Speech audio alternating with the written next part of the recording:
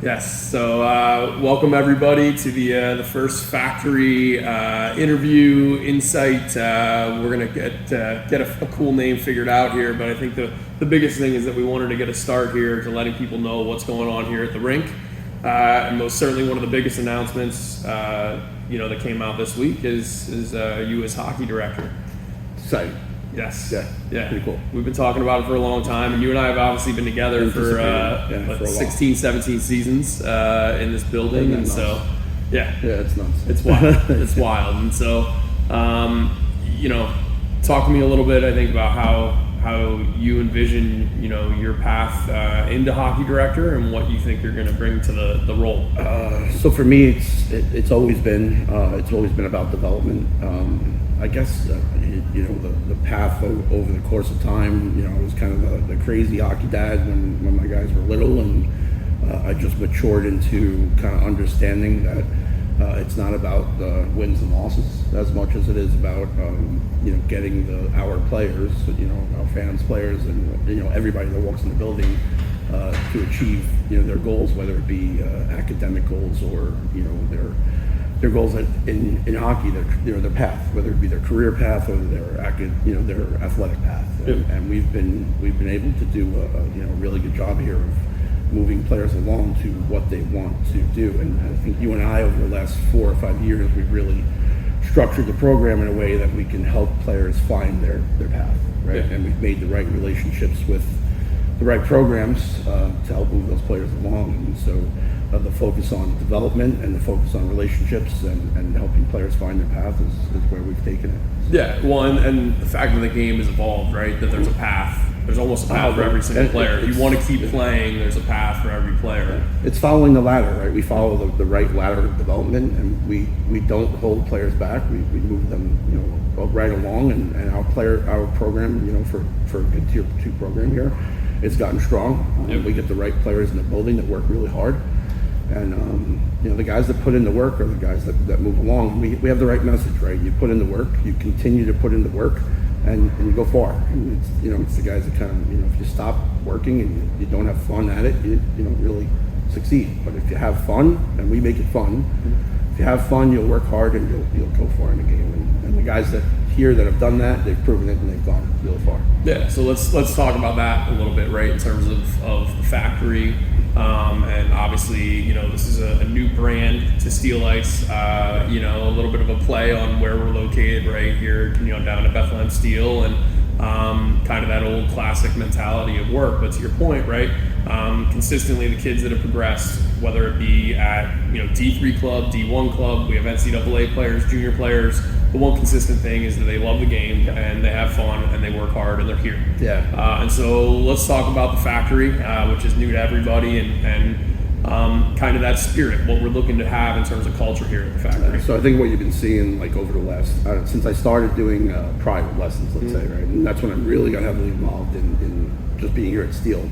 The buzz on the ice, let's say, for private lessons and just, the overall environment in the rink, it's a good buzz, right? Like from 2:30 to 4:45, you just start seeing guys now and girls, little guys, big guys, from 8 to 18, even from 6 to 18, and then even past that, adults, right? On Fridays, our GHL guys hop out on the ice, and the amount of excitement, right? The buzz, and just the creativity and the drills that we're doing and small area games. It's fun, it's exciting, and every day there's new groups of people and new drills, and we're just creating a buzz around the rink, and people want to join in, and I get text messages all day long like, "Hey coach, you got any ice today?" It's like my phone doesn't stop. Like Friday, I had I was planning on giving John my lessons because he's home from school and you want to get some work in, and I was going to take the day off, and then by 2 o'clock I had 8 guys on the ice with me, like that I didn't plan on having, just like, "Hey coach, got any ice? Hey coach, got any ice?" And then we were out on the ice, buzzing around. And so, the factory's open. Yeah. Guys want to be in it, and it's cool. It's a good vibe. So. Yeah, that's awesome. And I think, and that's what it's about, right? Like you and I've talked a lot about what we want out of this building and bringing resources in, right? And bringing development opportunities in. And that's the biggest question, is a lot of people just don't maybe know, right, what's out there or what's here and exists in this building, whether it be from private lessons and now what's really going to be the kickoff for Factory is the holidays. The clinics. So let's talk a little bit about those clinics and some of the guys that we have coming in and running them. The Factory is not just you or me or the coaches that are always here, right? We're bringing in it's our access to some high-end coaching, right? So we have some great kids and some great coaches that have come through the building. Think about guys like Luke Day, right? That works for Power Stride and has worked for M&M, and his technical skating is incredible. So he's coming in to run the first set of power skating. And then we have Josh Hand, the Lehigh coach. Incredible background, just one of the smartest X's and O's guys that I know, and he's going to run some of the clinics. And Chris Shockey's going to run some of the clinics, one of our best coaches at the Phantoms Youth. I'll be on the ice for all of them. My son John will be around running some stuff. We've just got a lot of resources as far as coaches go now, and so we have an affiliation with the Charlotte Rush. Hopefully we'll be able to bring some of their guys in. We've started to build strong relationships with guys that have come through the building and kids that have played here that have gone on and had some success, and bringing those guys back in because they want to give back. It helps us a lot. Yep.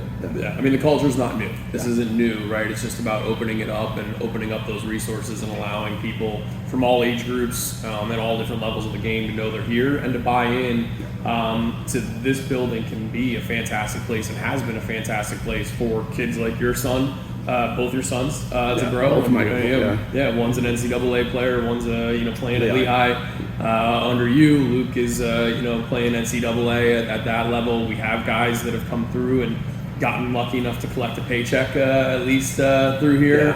And then we have guys that have come through and are playing the game at the club level and then coming back through, and it's kind of cool. We're seeing them coach now, as you said. We're seeing them really start to develop their own path beyond the playing days of hockey and into the coaching. Correct. We have some guys at M&M that are still playing junior hockey as well, right? So we have those resources. They come in and they help us out with clinics and camps as well. And they volunteer their time, and just the fact that they want to come in and give back, just out of the respect that they have for the rink. For what we've done for them, right? So that's great. A kid like Blake Hasenauer and Darren Freeman and Ryan Bonfrancesco, all play for the Rush. They was here all summer skating, and when they weren't skating for themselves, they're here helping out. And they want to be here. They're rink rats. That's what we want here. We want guys like that. So and a lot of this, you have guys like Enzo, Nick, and most certainly like Luke and John. I mean, those guys are 6:30 in the morning with me back in the day, right? 4 days a week. That's how it started, right? I mean, think back on how all of the, what you and I are doing now, how it started. It started with you and your morning group, right?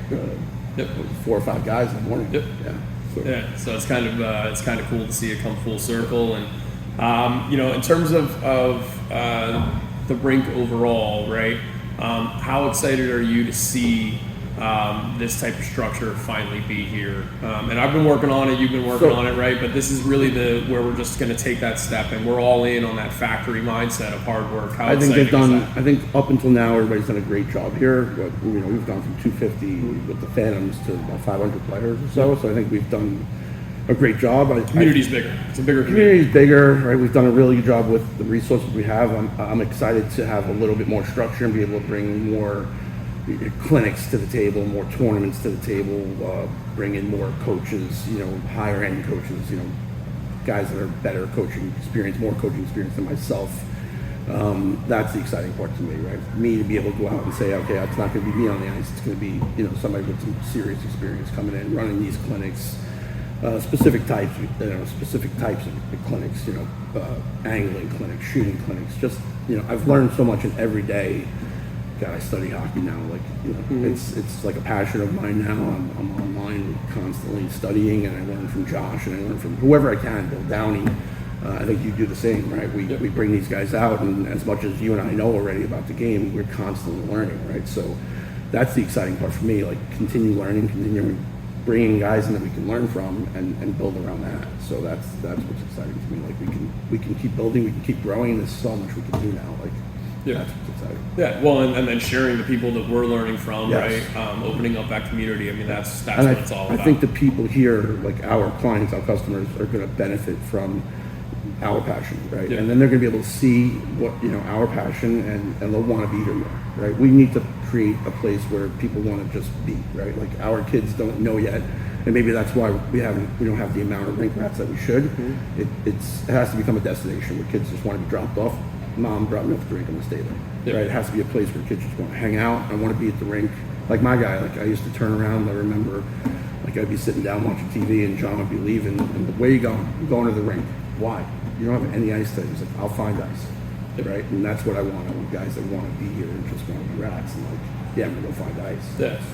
Well, and the really successful ones, I mean, they're the ones that they're training for an hour and then they're helping out at a U8 practice. Like it's not Anya. Every time I turn around, Anya's on the ice, helping out the ice, right? One of the best skaters in the organization right now, absolutely. right? And she's out there all the time, and she donates her time constantly. Yep. Yeah, that's awesome. So we brought up tournaments. Obviously, we have some tournament teams. So we have the holiday clinics that are coming in with some great coaches, and then we have the tournament team. Tryouts, ID skates, right, that are coming through as well during the holiday week. You and I talked, if we were going to do tournaments, we've done tournament teams in the past.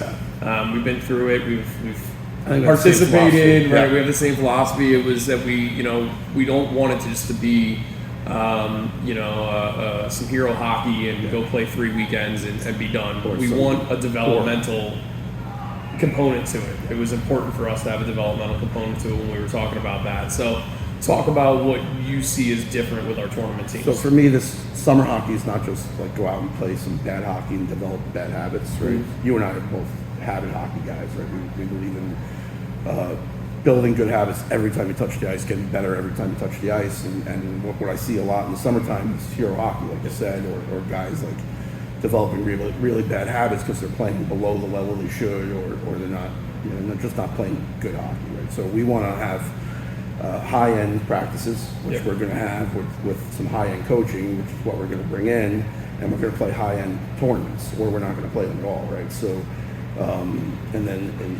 our philosophy is, summertime is about development, which is, so that's our structure. It's going to revolve around practices and good coaching. And then we're going to play good tournaments so that the kids are having to play up, right, and not develop bad habits.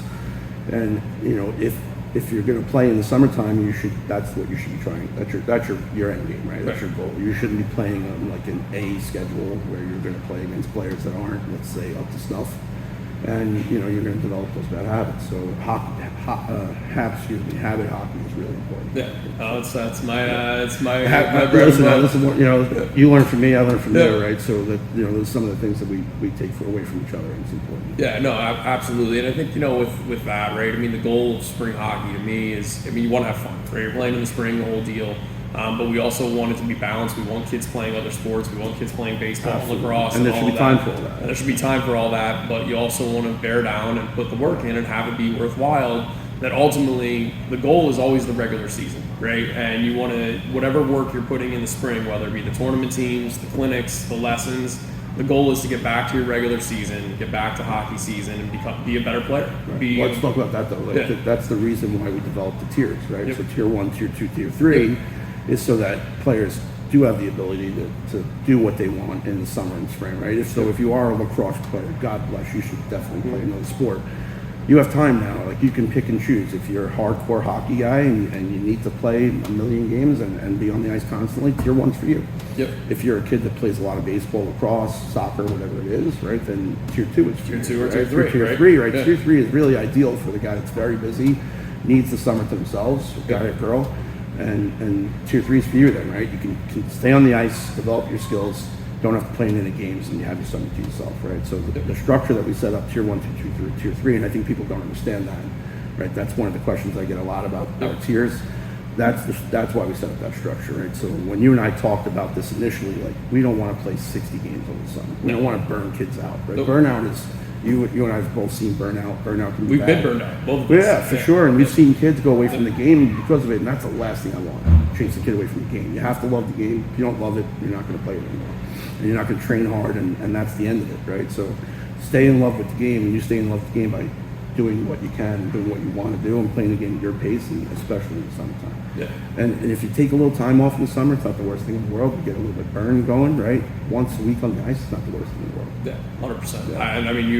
We're 100% aligned on that, and I think that too often it becomes that we see kids that are going and playing more games in the spring and summer than they're even playing during the year, and it's thousands of dollars more and the whole deal. I think there has to be balance, right, for it to be successful, because otherwise, the game does just become a job. And there's going to be I've said this, right? There's always a moment where serious players get into the business side of hockey.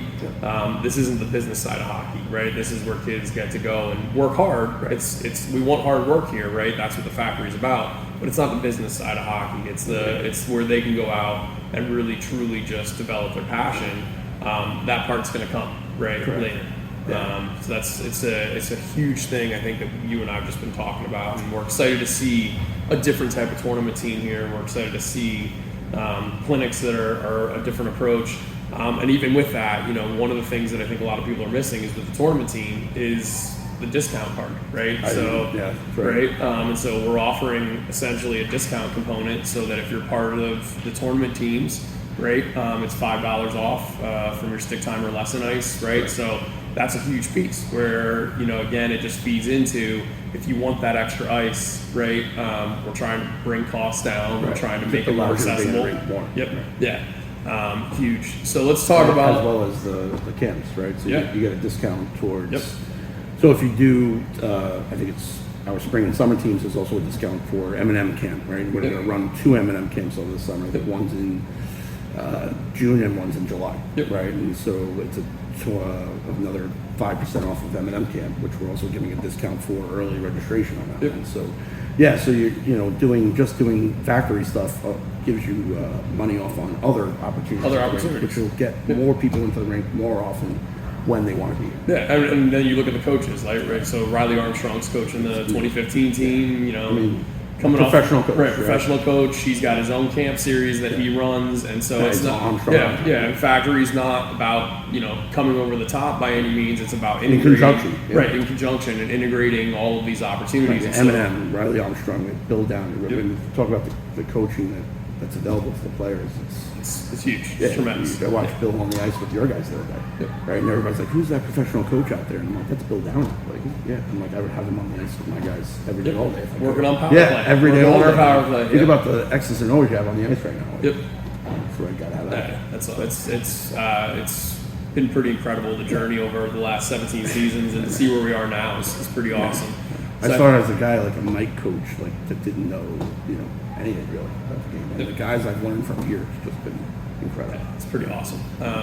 So in terms of this, right? Let's talk about this here before we wrap. I mean, this isn't, this is just the first of many, right? And you and I wanted to be able to sit down and kind of share what the factory was and have discussion. But it's not just going to be you and me. So the goal here, right, is to really bring in a lot of the resources that we just talked about in terms of coaches, former players, people that have put the work in this building, right? And allow people to really see how they've got where they've gotten to, right? See the journey, get some insight, talk about different topics.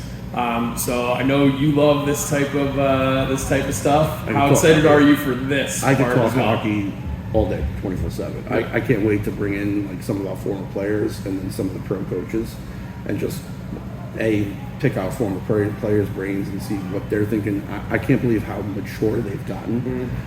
When I talk to some of our former guys like a Luke, just because I talk to him a lot, his maturity level and the things he's learned, pick his brain, and then some of the pro coaches, the stuff that we can learn from those guys in just in an environment like this. I can't wait. Well, and your son and Luke both were captains here, right? Yes. And they weren't our first. Think about it, our first Tier 1 team. The amount of NCAA players that came out of that team, and we had one win. One win team at 14s, and you got multiple NCAA looks that those kids just kept riding. They loved the game, and they had coaches that allowed them to love the game. So it's pretty awesome. Well, I'm excited for you to take on the role as hockey director here. I'll be moving into some different operational elements, but very much still involved in the world of hockey and all of those pieces. And so we're going to continue to work together as we have for always 16, 17 seasons, and looking forward to hopefully another 16, 17 more. Yeah, we're going to kill it. Yeah, it's going to be good stuff. Awesome. All right. Thanks.